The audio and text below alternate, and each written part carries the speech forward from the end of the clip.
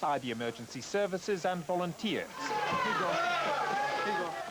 In hospital car parks, countless numbers of walking wounded lined up waiting for treatment. When the earthquake started, I jumped out of bed, went to the doorway, grabbed the jamb and knelt down, and apparently glass had already broken before I got there, so I went down and knelt on the glass.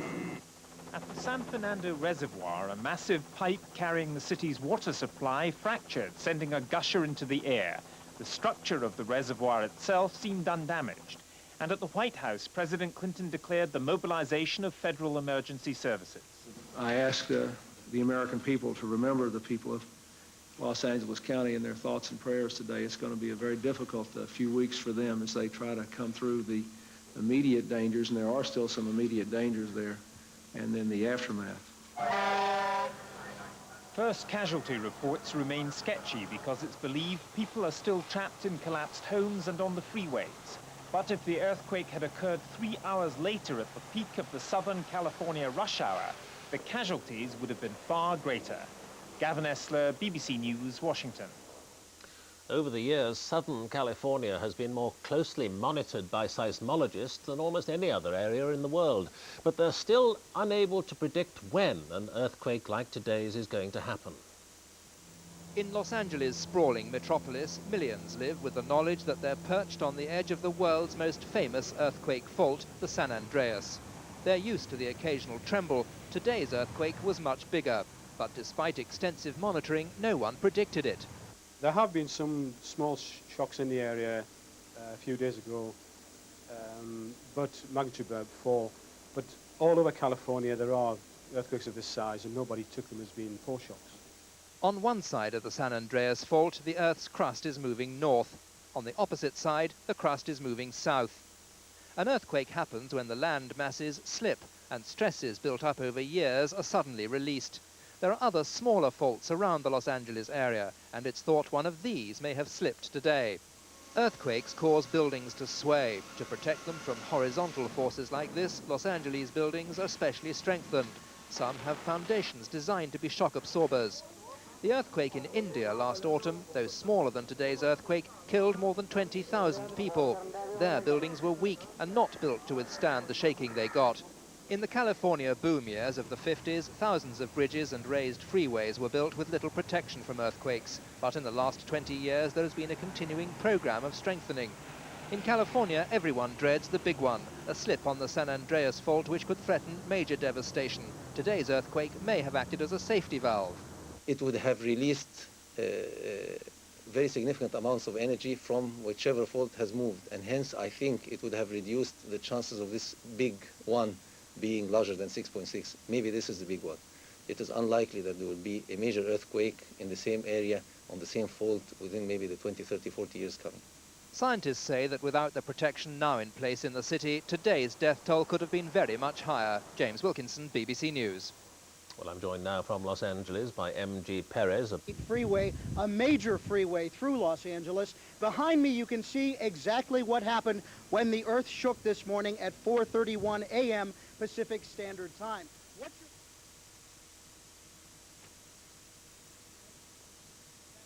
We appear to collapsed. have lost. That highway has collapsed down onto Highway 5. Much of the destruction, we know that at least 5 people were injured here. Also, a Los Angeles police officer who was on his way to work this morning on a motorcycle came off that piece of the freeway without knowing that the freeway had collapsed. We're told by witnesses here he tried to hit his brakes, he skidded and flew off the freeway, landing on this section down here. Unfortunately, he died instantly. The coroner was here to take his body away just a short time ago. Back to you. Are you still getting any aftershocks? Absolutely. In fact, we felt an aftershock just about 10 minutes ago. One about 45 minutes ago was a sharp jolt, and that piece of cement up there started shaking very dramatically, and there was some fear that it might actually come down. Many of the cars that were wrecked in the initial earthquake are still activated with their car alarms, and every time there's an aftershock, those car alarms continue to go off this afternoon. How much worse would this have been if this quake had been in daylight? Well, we should tell you that it happened very early in the morning, so of course there weren't as many people out on the roadways as there might have been. Also, today happens to be a national holiday, Martin Luther King birthday here in the United States, so there would not have been as many people traveling to work as any other normal Monday. Even so, 4:30 in the morning, Los Angeles is a very busy city, and there were still many cars along this freeway at that time of day. Mr. Perez, thank you very much. Major says arms to Iraq had nothing to do with him. State of emergency tonight after a violent earthquake rocked Southern California. So far, the death toll stands at 24.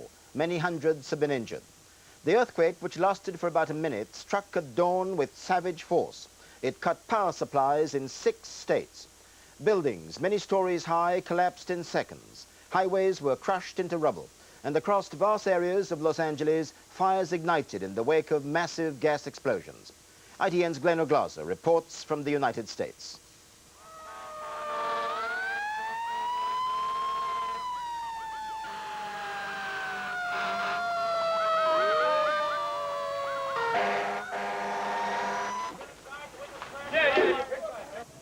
In the darkness at 4:30 in the morning, Southern California was shaken to its foundations and exploded into flames. The more we hear about the damage that's been done around the Southland, the more it seems to me, Eric, that the epicenter must have been right under a heavily populated area. At the epicenter in the San Fernando Valley, fires blazed out of control as gas mains exploded. At first, firefighters were helpless. Water pressure from fire hydrants had failed as water mains burst, jets of water spewing into the night sky just yards from the flames. The heat was so intense, cars exploded in the streets.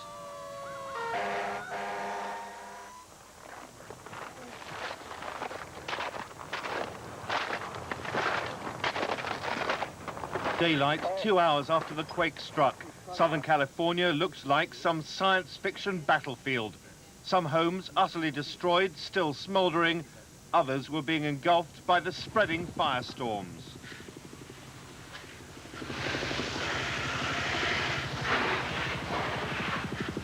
In places, the ground was so hot, water from hoses vaporized as soon as it was sprayed.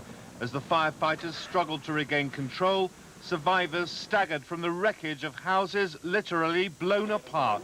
I tried to get under my bed, but there's no under my bed. I don't know what happened. I was shocked, and I was shocked, and I left my room. I was scared. I thought it was my last day. This is the worst I've ever seen. I've been here all my life, and this isn't even close to the '71 earthquake. The Santa Monica Freeway, the busiest commuter road in America, smashed under the strain of the vibrations. This was concrete reinforced to withstand earthquakes. It wasn't strong enough. Some had lucky escapes, stopping just a few feet from disaster. Others were not so lucky. Among the dead, a motorcycle policeman. No one yet knows how many were killed and injured here, but had the quake struck 2 hours later in the rush hour, tens of thousands of motorists would have been using this stretch of road. Nearby, a train blown from its track. Mercifully, it was carrying freight. Just keep on going through. Come on, Theo. You're through, buddy. It's okay.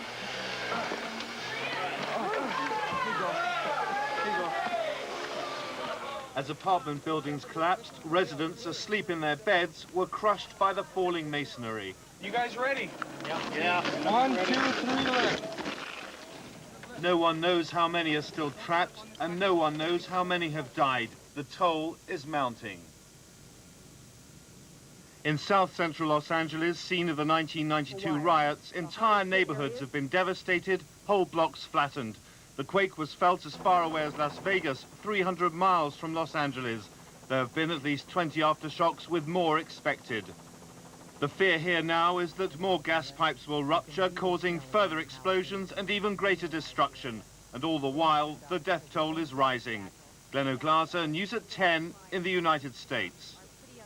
As we saw in Glenn O'Glaser's report, rescuers have been battling throughout the day to pull survivors from the rubble. Our reporter Elaine Lipworth has been to one damaged building close to the city centre. At 4:30 this morning, this 3-storey apartment block in Northridge in the San Fernando Valley was shaken flattened into 2 stories and plunged into darkness. The 400 residents struggling to escape, dozens were trapped, many were seriously injured. 9 months now. Okay, I live on a 3rd floor, in the corner, just around the corner. The unit in the corner is right next to mine. And when the earthquake hit, I knew immediately it was different than all the others I've been in. Very strong, almost like an explosion. It wasn't like violent shaking, almost like an explosion. And I got out of bed, and I had trouble making it there because it was shaking so violently. And at one point, I was thrown down. I think that's when the 2 top floors came down the first. The ground is still shaking intermittently with aftershocks as firefighters conduct yet another search of the crushed building. People who have got out alive have been wandering around in a daze all day. Many of them are facing the fact that they're now homeless. Well, we had a collapse of the building as a result of the earthquake itself. First floor collapsed, the 2nd and 3rd floors pancaked down on it, and that's where we had our majority of victims. And are there still people inside, as far as you know? We're conducting a search right now to ascertain that fact. Californians have learned to live with earthquakes, but no one remembers anything as devastating as this one. 500,000 homes are still without power, 3 major freeways collapsed, and the city is almost at a standstill. It'll be months before life gets back to normal here. This is Elaine Lipworth for News at 10 in Los Angeles. Los Angeles sits in one of the most unstable geological regions in the world. There's a strong quake there about every 10 years. So what can be done to safeguard lives and property? Our science editor Lawrence McGinty reports.